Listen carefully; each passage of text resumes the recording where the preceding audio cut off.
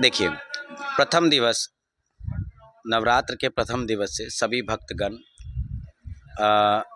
संकल्प लेकर के अपने अपने घरों में, मठ मंदिरों में, अपने पूज्य स्थान पर जहाँ पे वो पूजा पाठ करते हैं, वहाँ कलशा स्थापना करते हैं एवं पाठ का संकल्प लेकर के माँ दुर्गा का विशेष पाठ एवं 108 विद्या के साधक, 54 महाविद्या के साधक, 18 महाविद्या के साधक या 10 महाविद्या के साधक जो देवी की साधना करते हैं एवं किसी भी देवी देवता की साधना करते हैं, वो इस 9 दिन 9 रात्रि की साधना करके माँ की विशेष पाठ, हवन या जाप से माँ की आराधना करते हैं और नवमी के दिन जा कर के कुमारी भोजन करा करके, कुमारी पूजन करके हवन करते हैं। उस हवन से उस 9 दिन की पूजा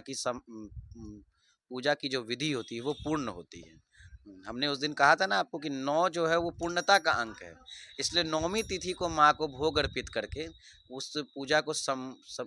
माँ के चरणों में अर्पित किया जाता है कि माँ आप ही की पूजा आप ही के चरणों में अर्पित कर रहा हूँ। हवन करने का जो सही नियम और विधि है वो क्या है? जैसे कि ऐसे तो विधि बहुत प्रकार की हैं, भिन्न भिन्न प्रकार की विधियां हैं। जैसे मत बदलता है वैसे विधि बदल जाती है, पर मैं एक सरल विधि बता देता हूँ। भक्तगण माँ की षोडशोपचार पूजन करके, पाठ पूजन करके माँ का हवन किया करते हैं। हवन करने की विधि ये होती है कि सर्वप्रथम तो गुरु का, गणेश का, माँ का ध्यान करके, शरीर शुद्धि करके और जितनी भी सामग्रियाँ हैं उस सब की शुद्धिकरण करके, आसन शुद्धि करके, आचमनी करके, गुरु का, गणेश का गौरी पूजन करके, गुरु गणेश गौरी पूजन करके, अपने इष्ट देवता कुल देवता का ध्यान करके न्यास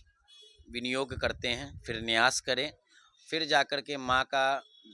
जैसे माँ दुर्गे का ध्यान करके हवन की प्रक्रिया शुरुआत की जाती है। और इन सभी प्रक्रियाओं में सर्वप्रथम अपने गुरु का आदेश ले लेना चाहिए, क्योंकि मनुष्य को गुरु दीक्षा ही होना चाहिए, तभी वो माँ की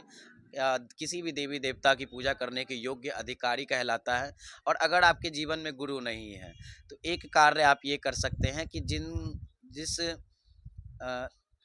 आपके आसपास में माँ का दरबार या देवालय, शिवालय है, मठ मंदिर है, वहाँ जाए, वहाँ के जो प्रधानाचार्य हैं उनसे आदेश लेकर के अपने पूजा विधि को आरंभ कर सकते हैं आप। और अपने गुरु तत्व में, क्योंकि तो संसार के गुरु महादेव हैं, तो महादेव का ही ध्यान करके आप गुरु पूजन का आदेश लेकर के, गुरु का आदेश लेकर के अपनी पूजन विधि को आगे बढ़ा सकते हैं। ये तो हुआ निजी जो अपने घर में वो करते हैं। और ऐसे मंदिरों में अगर किसी को करना है तो वो सुबह स्नान ध्यान करके सूर्य देव को जल अर्पित करे। और जो घर में करते हैं उन्हें, उनके लिए भी सूर्य देव को जल अर्पित करना तो सभी मनुष्य के लिए ज़रूरी है। सूर्य देव को जल अर्पित करके वो मंदिर आए, माँ का दर्शन करके पीछे कुंड पर 3 कुंड जो सार्वजनिक है जिन पे सभी भक्तगण आकर के हवन करते हैं, वहाँ ब्राह्मण द्वारा लगातार हवन कराया जा रहा होता है। और जो कि अभी भी चल रहा है, जैसे कि अभी आप गए थे देखने, अभी भी चल रहा है और ये नवमी के दिन विशेष रूप से चलता रहता है। तो सभी भक्तगण उस हवन में सम्मिलित होकर के अपनी माँ को हवन के द्वारा भोग अर्पित करते हैं, पूर्णाहुति करके माँ को प्रसाद अर्पित करके फिर माँ के विशेष आशीर्वाद की प्राप्ति करते हैं।